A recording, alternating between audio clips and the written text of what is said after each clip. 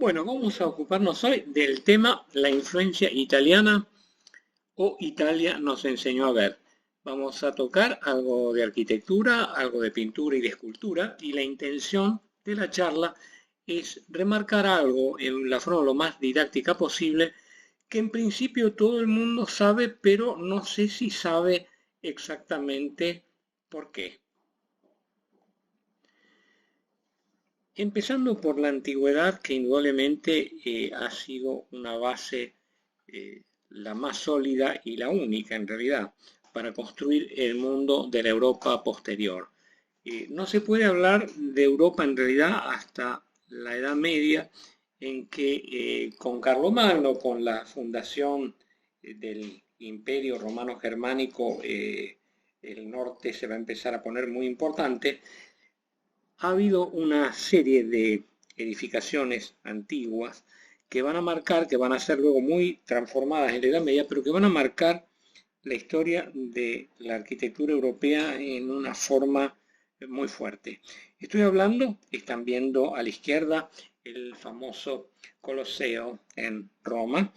Este fantástico edificio de espectáculos no solo ha tenido una influencia arquitectónica e ingenieril muy importante como justamente una planta de anfiteatro, es decir, dos veces un teatro, un óvalo en planta, sino también por la alzada y por sus fachadas. La alzada del Coliseo tiene algo que va a ser muy importante para lo que podemos considerar el Renacimiento ortodoxo, entre comillas o no, del resto de Europa, de la arquitectura tanto italiana como de la arquitectura europea en general y de las recepciones occidentales fuera de Europa. Y es nada menos y nada más que lo que en latín se llama la superposición, en castellano, que es la articulación de los tres pisos de arcadas del Coliseo en tres órdenes distintos de columnas. Esos tres órdenes distintos de columnas se han asociado ya en la antigüedad con diversas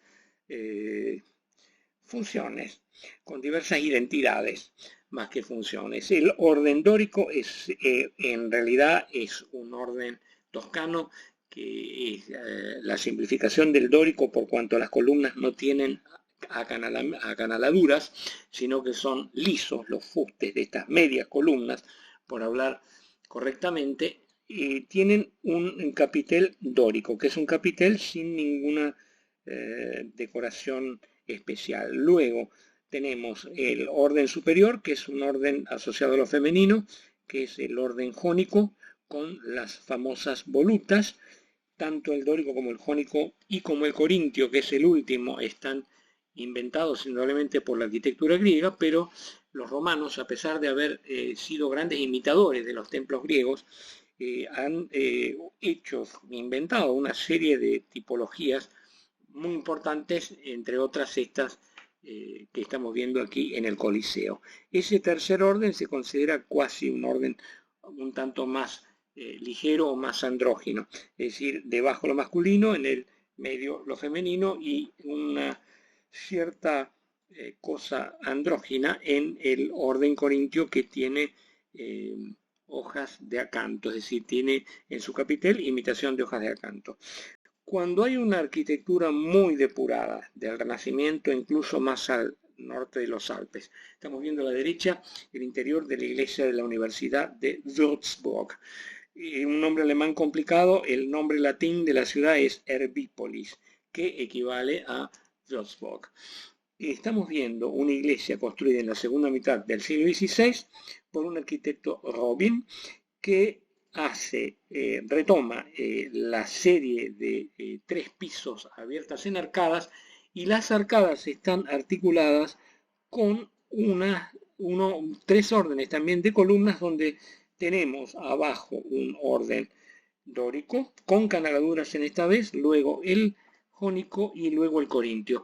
Este tipo de adaptación de la arquitectura de la antigüedad clásica, en este caso puesto al servicio de una tipología cristiana, esto es una iglesia, como reitero, la iglesia de la universidad, debe ser considerado como un acto de especial refinamiento y cultura. Es decir, el arquitecto Robin estaba absolutamente en conocimiento de las obras más ortodoxas de la antigüedad clásica.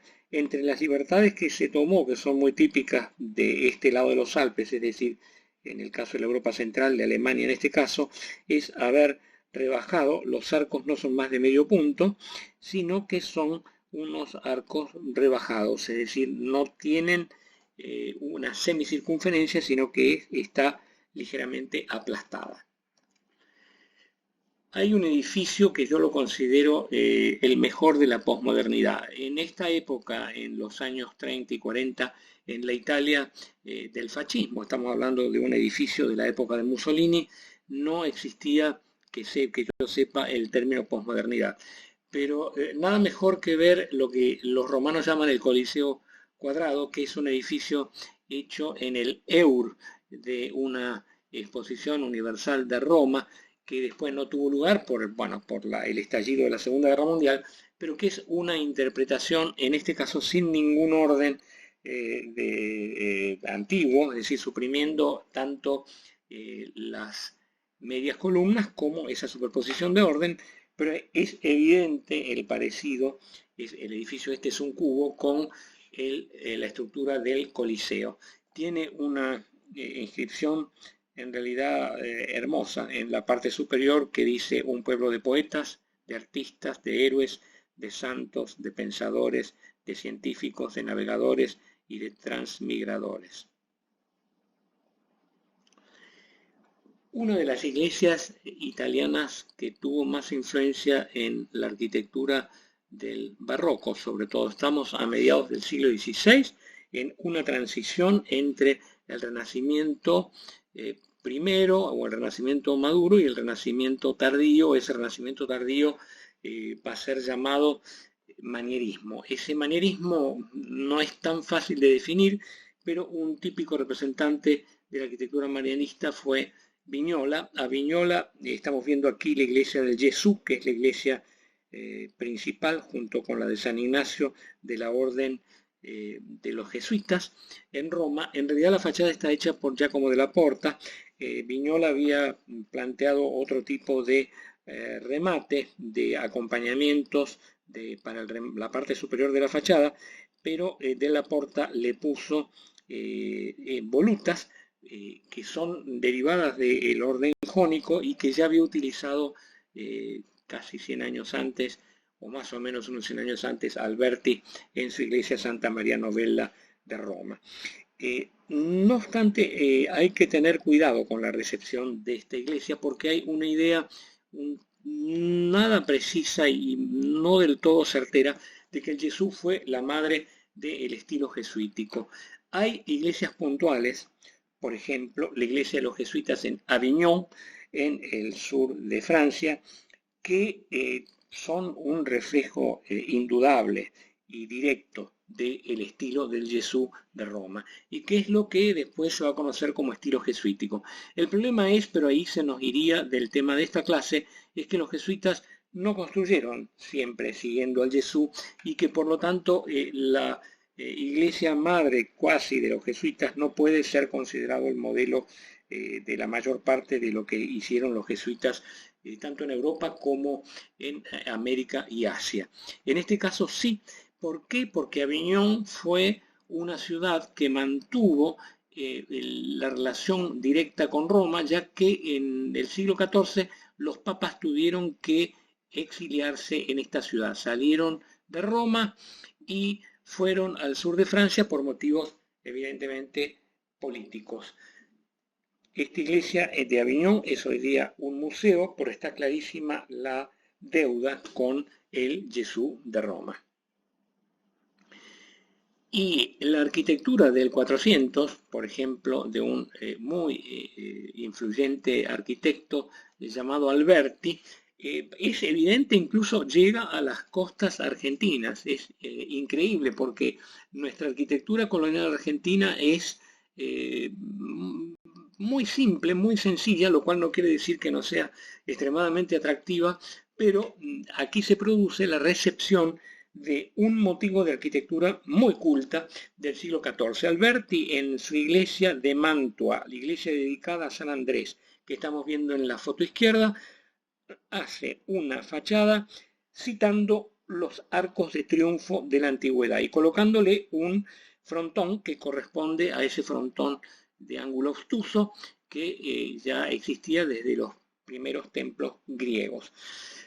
La idea es un tanto forzada porque está colocando un motivo de la antigüedad clásica prácticamente puesto a disposición de una tipología cristiana. Eso crea algunos problemas, por ejemplo, de altura. Para no salir de esta proporción excelente que tiene esta fachada, no se pudo llegar hasta la parte superior de la iglesia, por eso que estamos viendo esa arcada con una bóveda de medio cañón arriba, que en realidad rompe con la pureza de lo que existe abajo. Este esquema de arco de triunfo consta de un arco central que es más elevado, dos puertas laterales que en general en los arcos de triunfo son con forma de arco de medio punto. Aquí tenemos puertas rectangulares, pero la tipología es inequívocamente proveniente de la arquitectura de arcos triunfales. Hay un jesuita que es llamado Bianchi, también italiano, que aquí en Argentina llamaban Blanchi, que tiene a su cargo la construcción de obras, no solo de los jesuitas, sino otras obras de arquitectura. Era, como muchos jesuitas, experto en la materia, así como ha habido arquitectos alemanes o germánicos, es decir, de la zona de habla alemana, que han construido cosas para los jesuitas en otros países. Por ejemplo, el padre Schmidt, que es el iniciador de una serie de iglesias de madera fantásticas que hay en la Chiquitanía, en Bolivia, y eran personas muy estudiadas y muy sabiondas de su profesión. En el caso de este jesuita Blanchi, por eso fue llamado por otros comitentes, por otros encargantes de obra. Estamos viendo en el centro de la foto central la parte del medio de la entrada de la Catedral de Córdoba, Argentina. Aquí se repite muy claramente el motivo de Alberti, quitándole simplemente las entradas laterales. Hay otras arcadas, porque todo esto forma un pórtico abierto que está adelantado al cuerpo de la Catedral de Córdoba, que es una iglesia que por todo su aspecto, por lo menos en el exterior, es inequívocamente española. Incluso el cimborrio, la cúpula, mal llamada en realidad cúpula de la iglesia, la hizo un arquitecto sevillano y es la obra maestra del barroco español en lo que hoy es el territorio argentino. Y cruzándonos a la capital, a la ciudad de Buenos Aires, vemos la parte central de la iglesia del Pilar en Recoleta, donde volvemos a encontrar repetido este esquema muy claramente. Incluso estos ventanas o nichos, que son solamente nichos en Córdoba, se van a repetir en la iglesia del Pilar. Este porche saliente es un agregado de principio del siglo XIX, pero la repetición del esquema es incontestable. Fíjense qué curioso cómo incluso la arquitectura italiana deja sus huellas en la arquitectura colonial, incluso no hispana, sino en este caso luso-brasileña. Estamos viendo a la izquierda el Campidoglio en Roma, que es un proyecto de Miguel Ángel. Hay tres edificios. El edificio principal lo estamos viendo con su correspondiente escalinata. Esto es época manierista, mediados del siglo XVI. Y vemos una imitación, un recuerdo, no es un plagio, es simplemente un recuerdo, pero muy inequívoco, del Capitolio romano, para subirle la importancia a una ciudad que tuvo un recorrido meteórico de una gran riqueza que se llamaba Villa Rica, hoy Ouro Preto, que quedó como capital del estado de Minas Gerais hasta que le quitó el rango Belo Horizonte a finales del siglo XIX. Un ojo que más o menos sepa leer reconoce inmediatamente la filiación, más allá de los detalles. Esto es verdaderamente arquitectura portuguesa, si se quiere. A veces que hay reinterpretaciones locales que permiten hablar de una arquitectura luso brasileña, pero el modelo ideal creo que es bastante evidente. ¿Qué pasa con que los italianos nos enseñaron a ver? En medio de una arquitectura medieval formidable, que es la arquitectura gótica, y que el gótico realmente no fue bien entendido en Italia, los italianos lograron conservar una sensibilidad para la forma que es única en Europa, porque otros países latinos como España o como el sur de Francia son esenciales en el panorama de la arquitectura gótica europea. Los italianos en verdad no, ni siquiera la Catedral de Milán, que fue un intento de emular las iglesias que están al norte de los Alpes, no sin ayuda de arquitectos alemanes, por ejemplo Ulrich von Ensingen, de arquitectos franceses como por ejemplo Jean Mignon, pero queda como un intento en realidad fracasado de comprensión de los principios de la arquitectura gótica, que son principios medievales que están muy lejos, incluso en una oposición de 180 grados a lo que quiso hacer la antigüedad clásica. Por más que el latín sea el origen de la cultura que la Iglesia va a conservar. ¿Qué sucede con la arquitectura del Renacimiento? Los italianos descubren, y no sé si solo descubren, sino que sistematizan un tipo de perspectiva que es la perspectiva de punto de fuga. Esa perspectiva de punto de fuga es diferente completamente a la que tenían los medievales, que no conocían esos puntos de fuga justamente que se encuentran en el horizonte y que hacen que las líneas converjan hacia ese punto, creando unas grandes diagonales. Un ejemplo espectacular de arquitectura desarrollada a partir de ese conocimiento perspectívico, que trabaja mucho con cuerpos alargados horizontales. Los italianos son maestros tremendos en hacer larguísimos tractos de edificios. El gótico los llevaba en altura, los italianos los volvieron a tierra, y fue una especie de aterrizaje arquitectónico, y estamos viendo en la ciudad de Sabbioneta, cerca de Mantua, lo que se llama la Galería de los Antiguos, que fue un edificio hecho por un Gonzaga para su colección de esculturas y objetos de la antigüedad. El hecho de que esto sea un tracto levantado simplemente sobre una recoba abierta es un edificio que es un largo rectángulo conectado en una de sus puntas con el resto del palacio. Tiene el objeto de parar un posible incendio, es decir, de no colocar los objetos más preciosos de arte en lo que se llama el cuerpo de alojamiento, corps de logis, de un palacio, sino quitarlo y facilitar la detención de un incendio en caso de que se produzca. Eso es muy típico también verlo en otros edificios, por ejemplo el Anticuario de Múnich, que es una recepción muy temprana, aunque muy distinta de esta idea. El Anticuario también es un ala del complejo de la residencia de Múnich que no está con peligro de quemarse en el caso de que se decrete un incendio en el conjunto palaciego.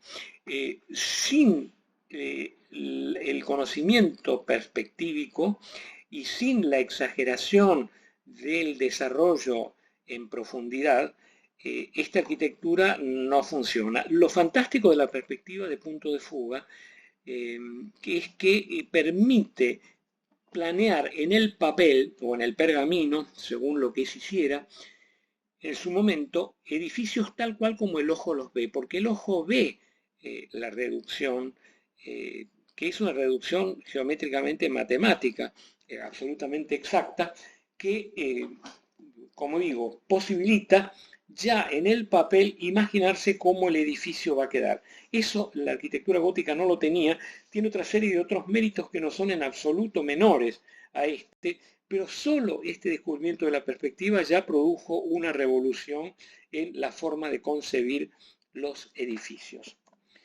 Otro de los ejemplos clarísimos de esa intención turbo perspectívica, porque son edificios que tienen muchos ejes. Los ejes son la cantidad de ventanas, por ejemplo, que tienen. Esto es el Palazzo Ruspoli en Roma, también de mediados del siglo XVI, con además un deslinde del edificio, es decir, un desprendimiento del edificio de su contexto muy fuerte, en forma parecida, aunque no igual, a lo que hacía la Galería de los Antiguos en Sabbioneta, que es una cornisa saliente, está sostenida por ménsulas, y eso le da un cierre muy fuerte al desarrollo de la fachada.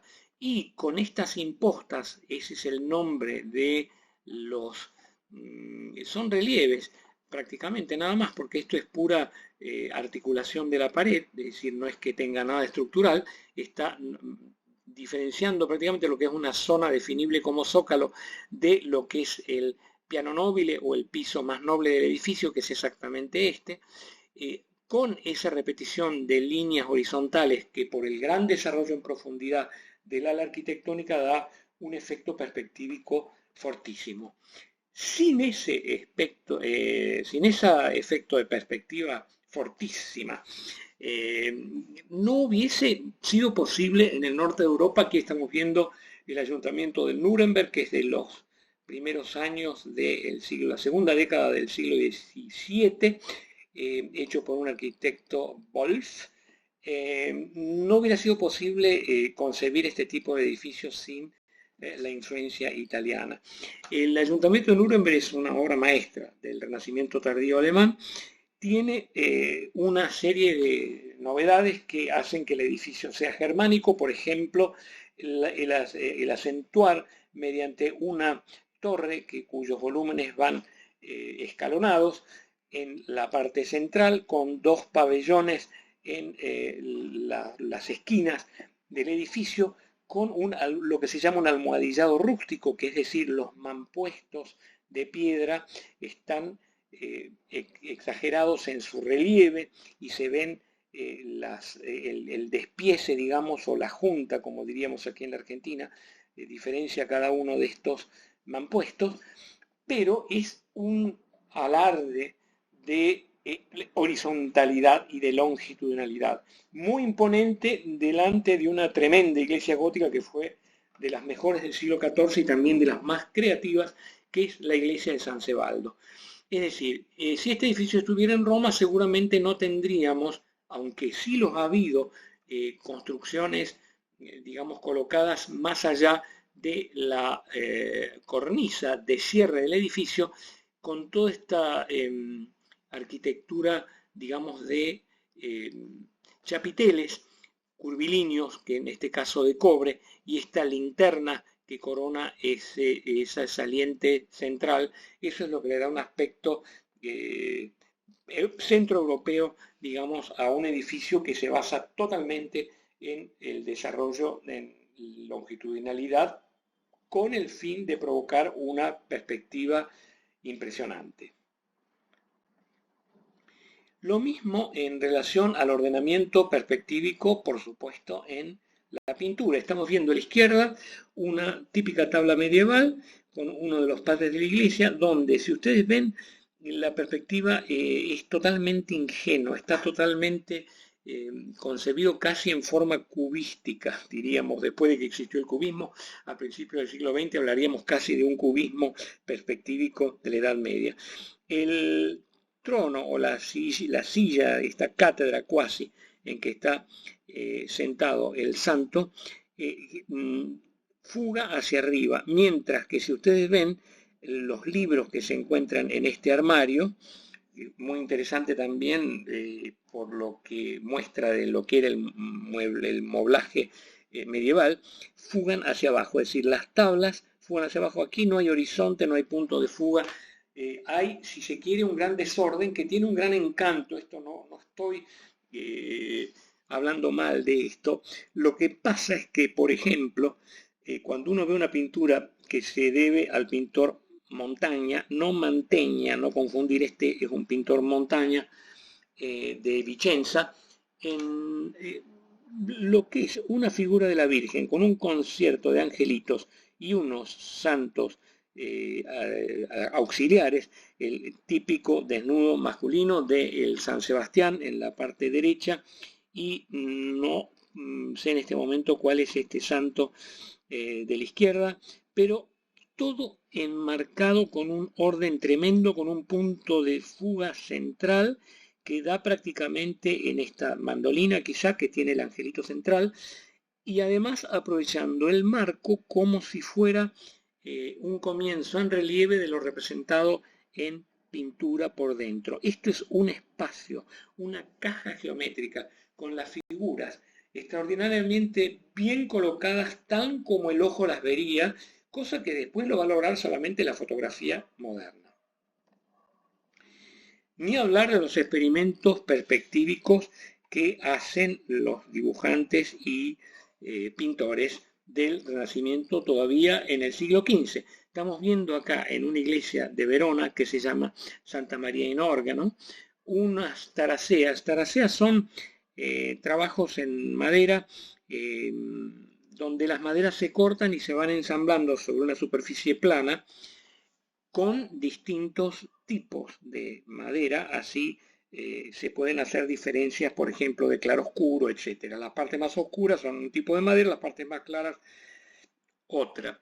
Hecho por un fraile, Fra Giovanni da Verona, en 1499, que es realmente quita el aliento la exactitud de la representación perspectívica de volúmenes geométricos abstractos que se ha complacido en colocar dentro de ese armario, que parece un armario, parece realmente como si estuviera abriendo, por efecto además de un claroscuro extraordinariamente tratado. No es solo la perspectiva en sí, extremadamente compleja, con la cual los medievales solamente hubieran podido soñar. Eso permite, unos 50 años más tarde, los experimentos geométricos de un egregio artista de Nuremberg que se llamaba Jan Nitza, que era un artista gráfico, pero además un orfebre de los mejores que ha habido en la Europa de su época. Y aquí tenemos también representaciones perspectívicas, es decir, el descubrimiento de la perspectiva y de la axonometría, que son realmente disciplinas inventadas por el hombre, pero que en el caso de la perspectiva de punto de fuga, con una directa relación con lo que nosotros interpretamos como la realidad, es absolutamente innegable.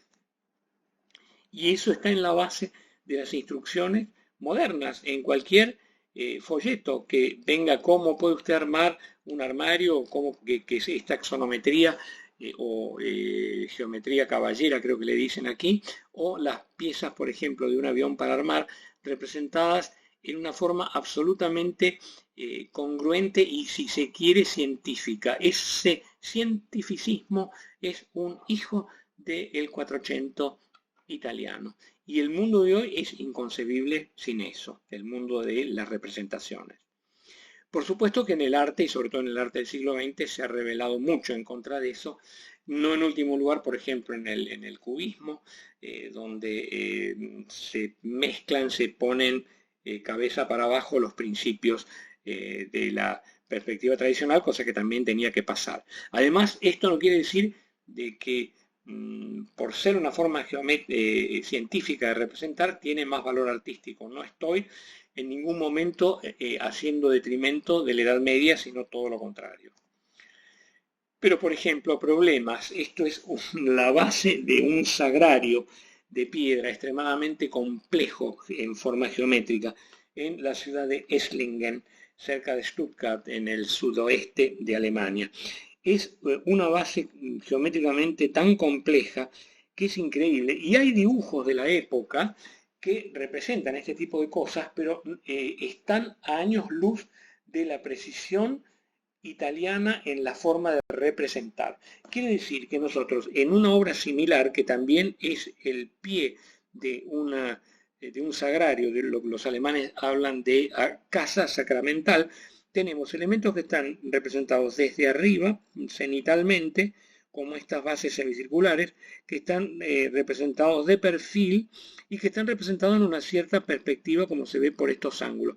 Es decir, es de una total confusión, y esta obra de la izquierda nunca pudo haber sido hecha a través de un dibujo como este, porque el escultor que talló todas estas partes tan complejas y tan imbricadas, con espacios internos y tal, nunca eh, podría haberlo sacado de un dibujo. Lo que está fuera de discusión es que se usaron modelos de madera que, en una forma no gráfica, es decir, no representando mediante el dibujo, permitieron reemplazar la complejidad de la solución geométrica de lo que después el escultor iba a hacer en piedra.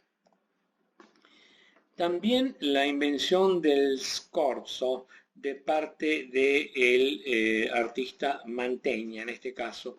El scorzo en realidad es algo que solamente lo pudieron hacer los italianos en el 400, y desde ese momento se posibilitó que los artistas lo pudieran hacer.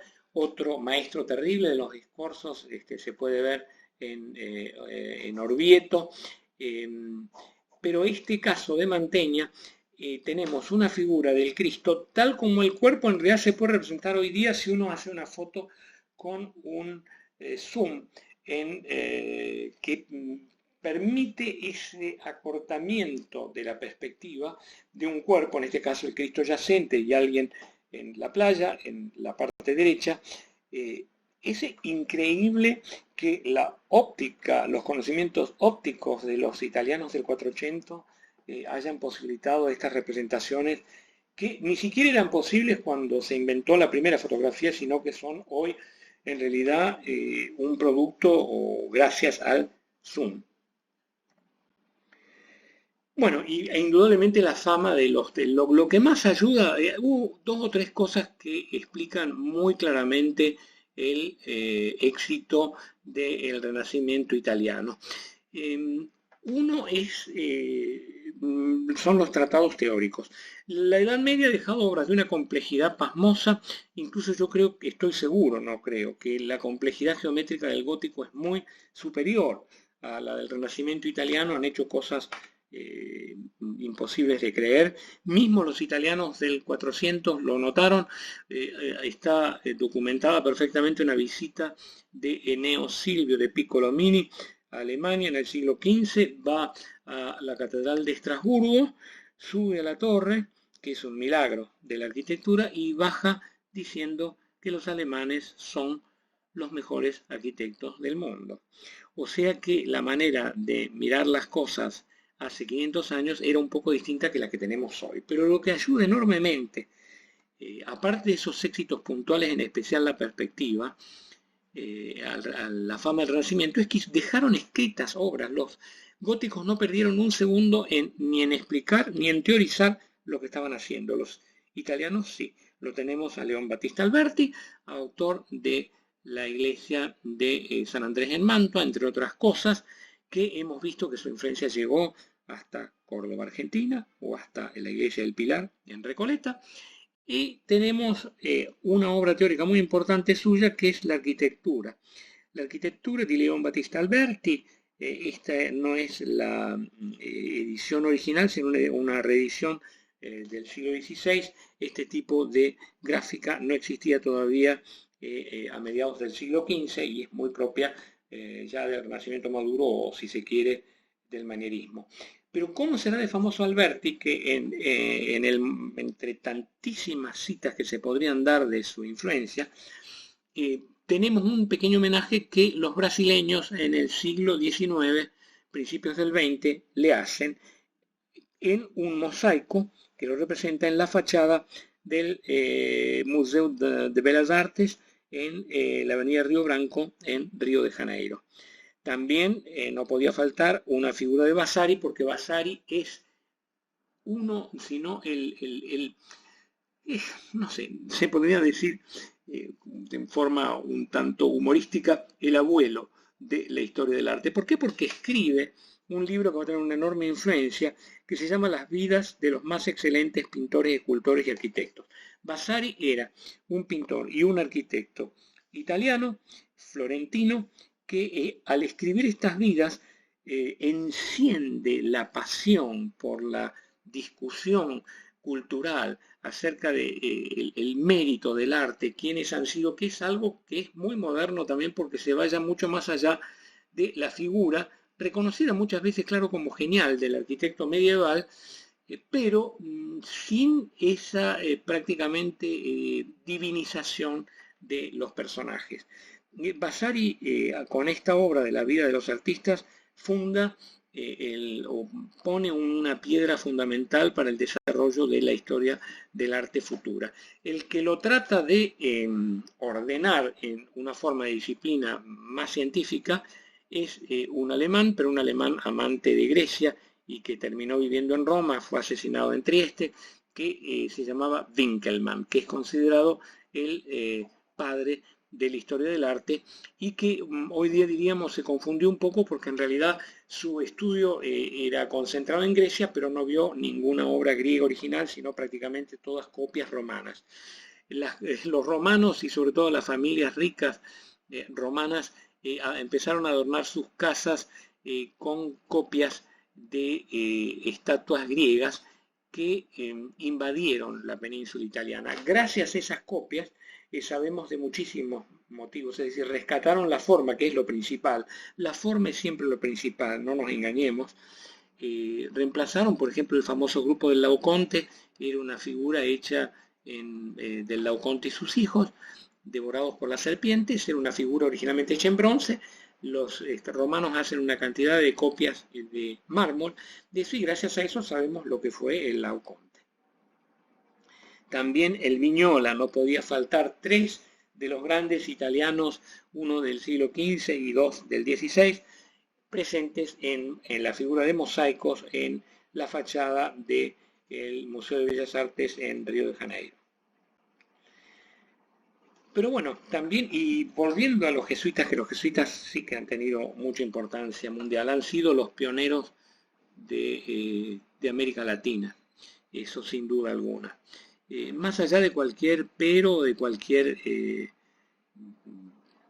pega o crítica que pueda hacérseles, realmente son los que han hecho prácticamente la principal infraestructura existente y también académica, ¿no? Porque los jesuitas con sus colegios mayores son los antecedentes de todas nuestras universidades, sea la de Buenos Aires, sea la de México, sea la de Cusco, en Perú.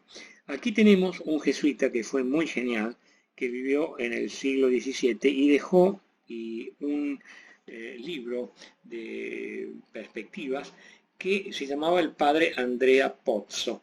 Este padre Pozzo hace una representación en la iglesia de San Ignacio, que es la mayor de las iglesias jesuíticas en Roma, de una imagen pintada de una cúpula que no se pudo hacer, seguramente no se pudo hacer por falta de dinero, y la reemplaza haciendo una perspectiva que los alemanes llamarían la perspectiva de la rana, es decir, viendo desde el piso, es decir, viendo desde abajo, cosa que ya tenía antecedentes también con Mantegna en Mantua en el siglo XV, pero que está llevado acá a un grado de perfección muy especial y sobre todo focalizado a representaciones de arquitectura vistos desde el suelo o desde abajo del suelo, casi.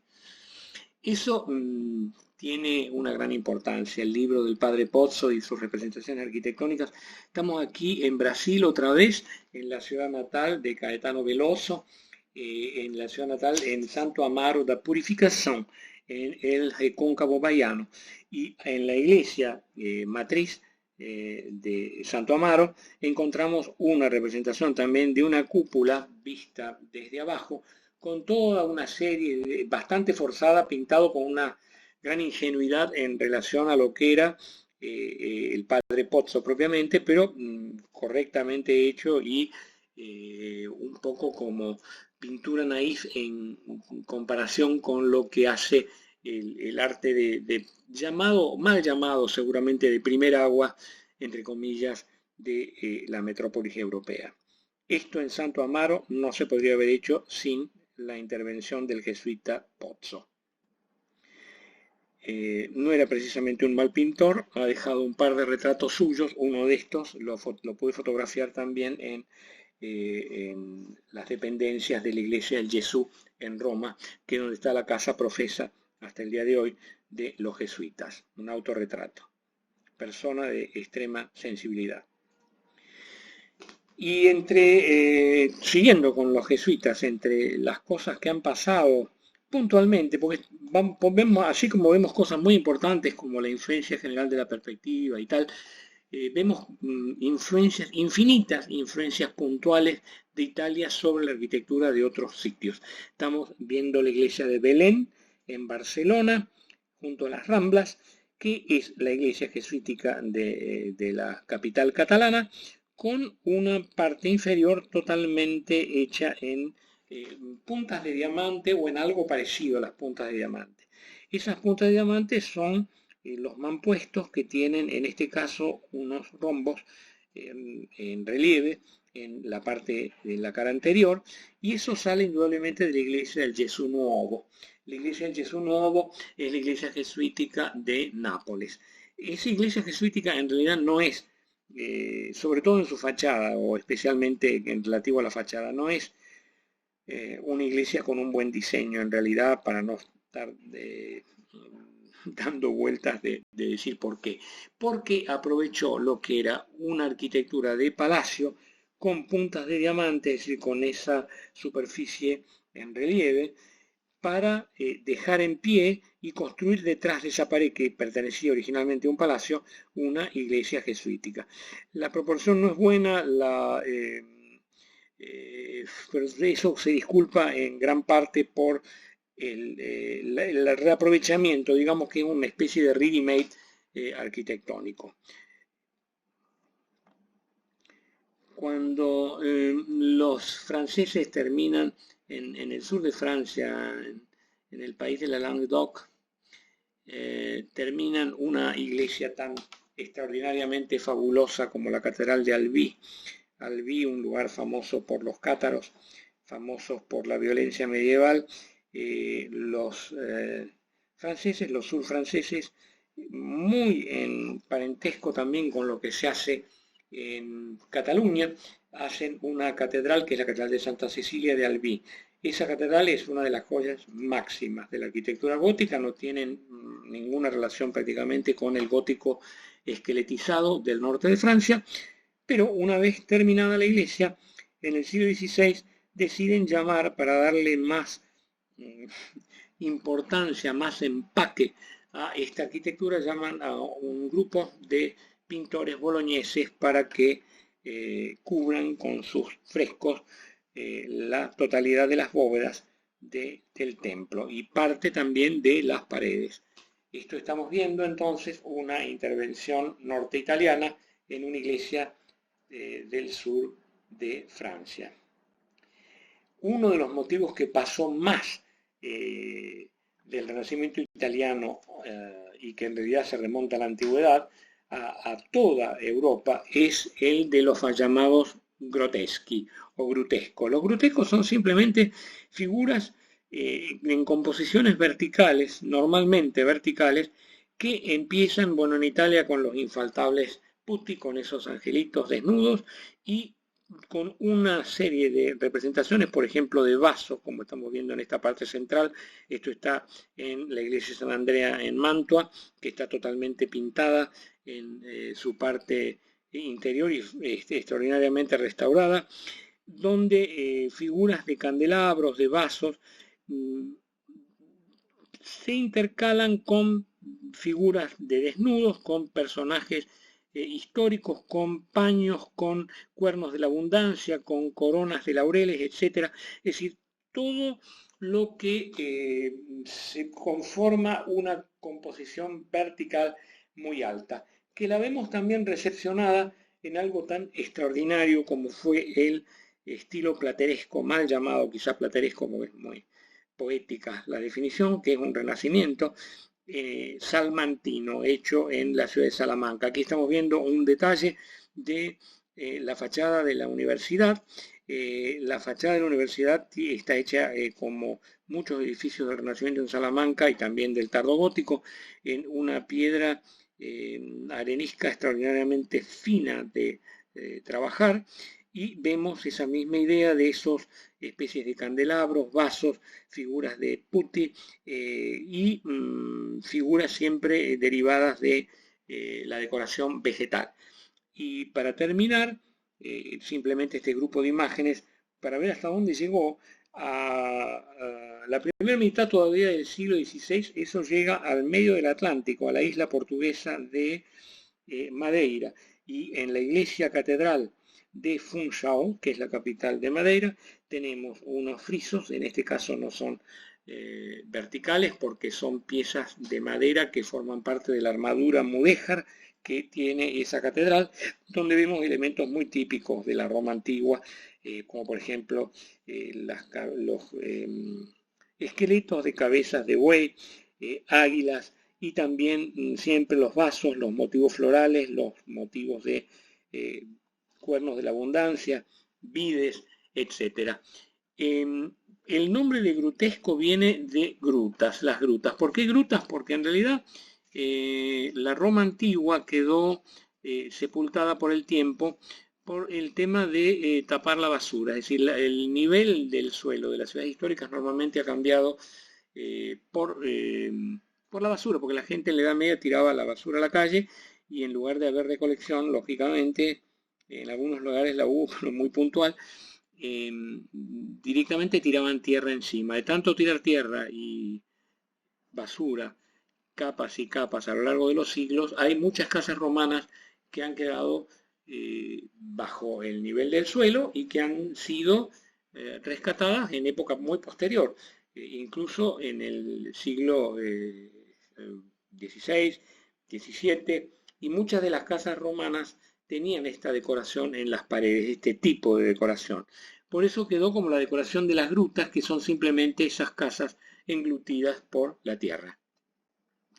Pero bueno, hay una serie de palacios que los italianos desde sobre todo a partir del 1500, porque en el 400 el resto de Europa estaba en un estilo tardogótico extraordinario, hipermoderno y que no tiene nada que envidiarle a la arquitectura del Renacimiento italiano, pero y con el fortalecimiento de Roma y del Papa, luego por supuesto con la contrarreforma católica y tal, cuando todo toma tan importancia nuevamente con Roma y con Italia, los arquitectos italianos vuelven a conocer una subida enorme de su fama y son muy requeridos para distintas casas dinásticas de Europa, por ejemplo, para ayudarlos a construir palacios. Está en Rastatt, no muy lejos de Stuttgart también, en el sudoeste de Alemania, que está hecho por una familia de arquitectos italianos. Cuando hay un cambio de dinastía en España, cuando los Austrias dan paso a los Borbones, también hay un cambio en la arquitectura española. Por supuesto no general, pero relacionado por ejemplo al Palacio Real de Madrid, que es lo que estamos viendo en esta foto. O sea, aquí existía un edificio interesantísimo de estilo herreriano, si se quiere, que era el Alcázar, o con detalles y herrerianos por lo menos, el Alcázar de Madrid, que se quema ya en la segunda mitad o fines del siglo XVII, y en el siglo XVIII dos arquitectos italianos construyen un palacio bastante pesado en sus formas, que es el Palacio de Oriente, o el palacio hasta el día de hoy de la familia real de los Borbones. También los italianos, donde en Italia tuvo mucha importancia las representaciones teatrales, se convirtieron pronto en expertos constructores de edificios de teatro, edificios de ópera. No sé si hay alguna tan preciosa en Europa como la que construye la familia Garibiviena en Bayreuth. Bayreuth es una ciudad de Franconia, al norte de Nuremberg, donde la relación dinástica viene por los Hohenzollern, que es esa familia prusiana que va a terminar siendo la principal dentro de las casas dinásticas alemanas, haciéndole la competencia a los Habsburgo que habían quedado en Viena. La casa de ópera margravial de Bayreuth es una obra enteramente hecha en madera por estos arquitectos Gary Viviena. Y también hay muy puntualmente, de vez en cuando,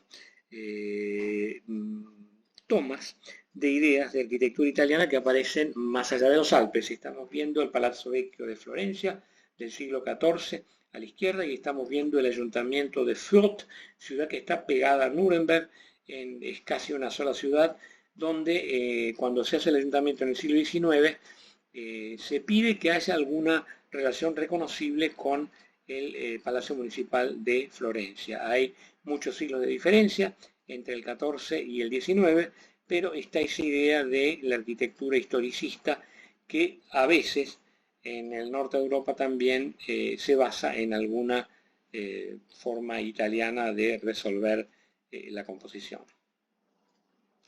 En Baviera, en la capital de Baviera, que terminó siendo reino en el siglo XIX, vemos como la parte última que se construye de la residencia, ya en un estilo historicista, ya no es más Renacimiento, estamos viendo el Palazzo Pitti de Florencia, de la segunda mitad del siglo XVI, y estamos viendo de la primera mitad del siglo XIX el ala más moderna de la residencia de Múnich, que indudablemente está inspirada en esa arquitectura florentina con un almohadillado rústico, es decir, esas piedras en forma cuasi de almohada, los mampuestos, esa gran extensión en la horizontalidad. Es decir, hay en el siglo XIX también múltiples recepciones en el mundo de arquitecturas italianas. También es una recepción de arquitectura italiana la municipalidad de Rosario de Santa Fe, en la Argentina. Estamos viendo aquí las únicas dos fachadas que están realmente articuladas arquitectónicamente, porque los costados son, no debieran haber sido jamás hechos para ser vistos, porque no tienen ningún tipo de tratamiento arquitectónico, son muy pobres, tanto la fachada a la derecha como la que da al monumento de la bandera, pero es innegable. Son innegables las múltiples citas de la arquitectura italiana, el orden toscano, los leones, que eran incluso tan comunes en la arquitectura ya románica de Italia, es decir, los pórticos protegidos por dos figuras de leones, el almohadillado rústico, las ventanas geminadas, que son muy del Renacimiento florentino por un lado y veneciano también por el otro, es decir, edificios eclécticos, hijos de el tardío siglo XIX y que tienen un claro idioma italiano. Pero también en Hungría, por ejemplo, Hungría es interesante el caso porque vale la pena decir, Hungría fue el primer país en el siglo XV que bajo un monarca importante que fue Matías Corvinus se hace la primera recepción del Renacimiento italiano. El problema de Hungría es que en la batalla de Mohacs, que creo que fue en 1525-26, queda bajo el poder musulmán, bajo el poder de los turcos. Y los turcos rompen prácticamente todas las iglesias, o muchísimas de las iglesias que había hasta ese momento en el Renacimiento en tierra de húngara. Esto es Esztergom. Esztergom es un gran santuario. El santuario de Esztergom conserva todavía una capilla dañada por los turcos, pero que está incluida en un edificio moderno que a las claras quiere repetir esa arquitectura católica un poco a la San Pedro de Roma. Es un poco el San Pedro de Roma que tenemos en Hungría, una obra del siglo XIX que contiene algún trozo muy valioso de arquitectura renacentista, de esa primerísima recepción que hubo del Renacimiento italiano en Europa, la figura de Matías Corvinus. También llega la influencia italiana innegable a proyectos que se hacen para la Argentina. En este caso, un proyecto no realizado o realizado de una forma totalmente distinta por cuestiones económicas naturalmente. Estos son unos planos, el plano de la derecha sobre todo me lo regaló siendo yo adolescente un arquitecto Díaz Abbott, que era amigo de mi padre y que quedó muy entusiasmado con una exposición que yo hice de catedrales y dibujos imaginarias. Yo realmente en esa época tenía 17 años y este hombre le gustaron mucho mis dibujos y vino a la exposición con los planos que él había hecho para una iglesia a construir en Olivos, con la iglesia principal de Olivos, no en Capital Federal, sino en Olivos, donde está la Quinta Presidencial. Esta iglesia fue encargado el proyecto por un arquitecto de origen italiano que le pidió a Díaz Abbott que tuviese alguna referencia a la Catedral de Milán. Es lo que estamos viendo. Dice la leyenda de la figura izquierda, Ansicht des Domes zu Mailand, es decir, vista del coro de la Catedral de Milán, donde se ve muy bien que ese tipo de pináculos muy extraño, muy particular, sin fronda, sino con figuras humanas en la parte de arriba y un extraño cimborrio en la parte central. Esto sería el eje de la iglesia visto desde el este, con unos grandes, fantásticos tracerías, ventanas de tracerías hechas por el arquitecto Ulrich von Ensingen a caballo a fines del siglo XIV, principios del siglo XV, y toda esa especie de articulación vertical tan insistente es inequívoca la recepción de Milán en los planos de la iglesia para Olivos. Y curiosamente tenemos un arquitecto suizo-italiano que fue Mario Botta, que con mucha insistencia retoma el rayado horizontal que es propio de la arquitectura toscana, entre otras. La Catedral de Siena es seguramente el ejemplo más conocido, pero estamos viendo a la izquierda una iglesia de los siglos XIII y XIV, que es la Catedral de Orvieto. Orvieto está al norte de Roma, tiene las fantásticas pinturas de Luca Signorelli, que fue uno de los mejores maestros en hacer el escorzo perspectívico, pero con mármoles combinados, mármoles blanquecinos y negruzcos o grises oscuros, que los retoma Mario Botta en muchísimos edificios, entre otros en una casa bancaria que está en la City porteña. Una reproducción de una fachada supuesta de palacete florentino del 400 es una casa bancaria en la City de São Paulo, en Brasil. Y como detalle, para ver hasta qué punto hay anécdotas que han llegado a través de los más distintos edificios, incluso hasta las orillas del Plata, tenemos aquí la famosa Torre del Orologio, que está en la Plaza de San Marcos en Venecia. Esa Torre del Orologio tiene dos campaneros. Esos campaneros en realidad están desnudos, pero vestidos con una piel de animal, y dan con martillazos a la campana. Por eso se llama Torre del Reloj, Torre del Orologio, y ese motivo va a pasar dentro de la arquitectura italiana a unas torres parecidas que la imitan, como la de Udine. Esto es en el norte de Italia, por supuesto, Udine, el Friuli, o Friuli, pero pasan también a la Alemania de los comienzos del siglo XX. Hay un rascacielos en Leipzig, uno de los primeros hechos en Alemania, donde el arquitecto Bestelmayer corona su edificio con dos figuras de campaneros, el de la derecha también desnudo a la manera de los de Venecia, el de la izquierda sin ropa alguna. Llega eso a Buenos Aires. El edificio que hoy se llama edificio Raúl Alfonsín, que es un edificio de los años 20, que está sobre la Plaza del Congreso, tiene unos campaneros vestidos. Simultáneamente, los alemanes, también en Buenos Aires, construyen el edificio de la Siemens. El edificio de la Siemens, el primero, es un edificio proyectado en Alemania, que corona, que estaba en Avenida de Mayo, ahora está en una de las esquinas de Plaza de Mayo. Tenemos la figura de los campaneros que tienen su último origen en la Torre del Orologio en Venecia. Bueno, espero con esto haber mostrado una cierta paleta de logros que le debemos indudablemente a los italianos. Muchas gracias.